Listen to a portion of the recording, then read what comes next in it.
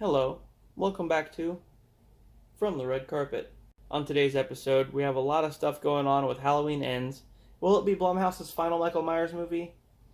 And also, what happened with that whole Johnny Depp trial and Amber Heard? I mean, we know Johnny Depp won, but will Mera even be in Aquaman 2? There's a Joker 2 coming out, and it's going to have Harley Quinn. You'll never guess who's playing her.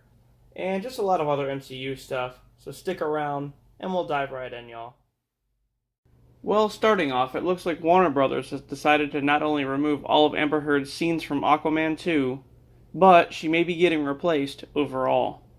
Following the Johnny Depp trial, Amber's scenes as Mera in the film were cut down by a lot, with her even barely in the movie at all. But now, they've decided to completely cut her out.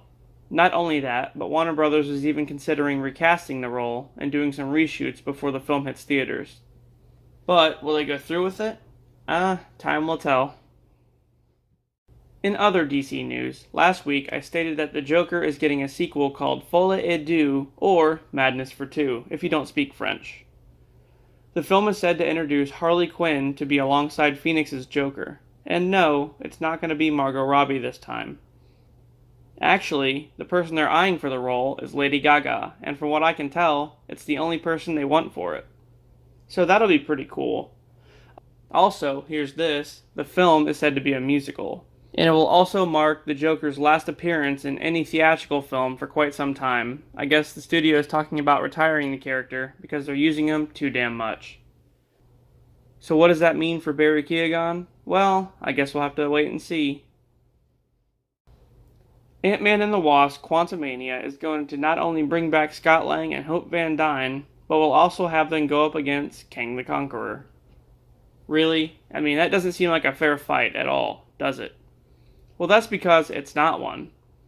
The film will push us in the right direction, though, towards Secret Wars, and will probably shed more light on how the Fantastic Four got trapped in the quantum realm. Not only that, but Ravonna Renslayer has now been added to the cast, who was last seen in Loki. I guess she's just going to continue searching for what the hell reality is, because the TVA, the Timekeepers, all lies. Spider-Man Across the Spiderverse will continue the story of Miles Morales, who basically takes over for Peter Parker as Spider-Man.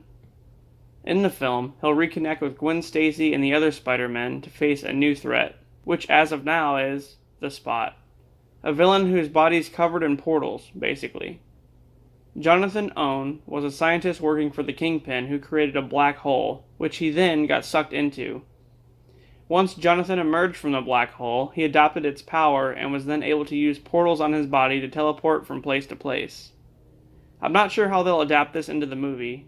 I'm thinking that Kingpin recruits this guy to open back up the portal from the first movie so he can get his family back, and it goes horribly wrong. Anyway, Jason Schwartzman's voicing the character in the film. The Fantastic Four movie's getting a lot of attention right now. So yes, we finally got Krasinski as Reed Richards like we all wanted, but was that only a variant? Word around town is that he may not play the character for the Fantastic Four movie. But in one of my last videos, I stated that in fact he will be playing Reed Richards throughout the MCU. Sue, on the other hand, I don't know. Originally, everyone wanted his wife, Emily Blunt, to play the character, but she wants nothing to do with it. And then we heard Bryce Dallas Howard, who is also said to be co-producing the film. But now, according to IMDb, it's saying that Elizabeth Lale will be playing Sue in the MCU. Is this true, though? Well, apparently so. It's on the casting list on IMDb. But then again, can't anybody just edit that? Aside from that, though, it has been circling the internet, so I think it might be true.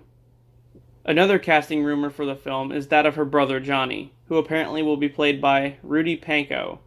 But why is Marvel casting all of these randos? I mean, Iman Vellani didn't really have any acting experience prior to Ms. Marvel, and that show's kick-ass. So I guess it'll work, I don't know. No news as to who's playing Ben Grimm or Doctor Doom just yet, but in regard to Doctor Doom, I think Giancarlo Esposito, or maybe even Keanu Reeves, were in talks for it.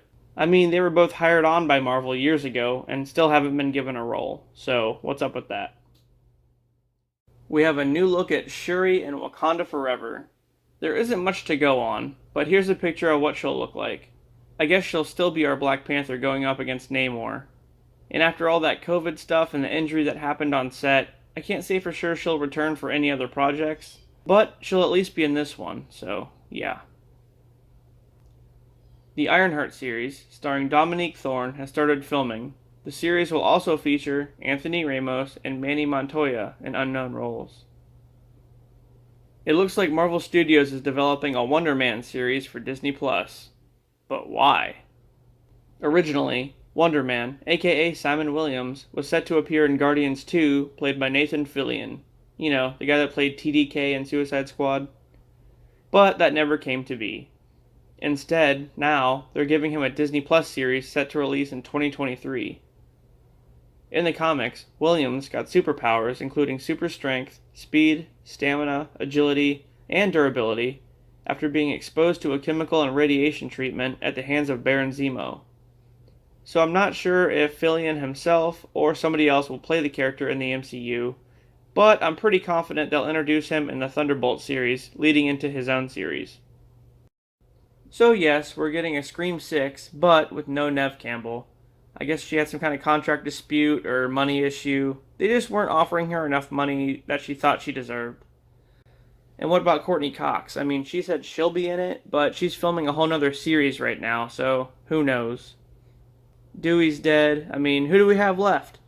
I mean, we have Sam and her little sister, who I assume would be taking over as the lead characters. So I don't really know. However, what I do know is that the film will take place in New York this time around, so no more Woodsboro. And lastly, Halloween Ends will be the final Halloween film from Blumhouse.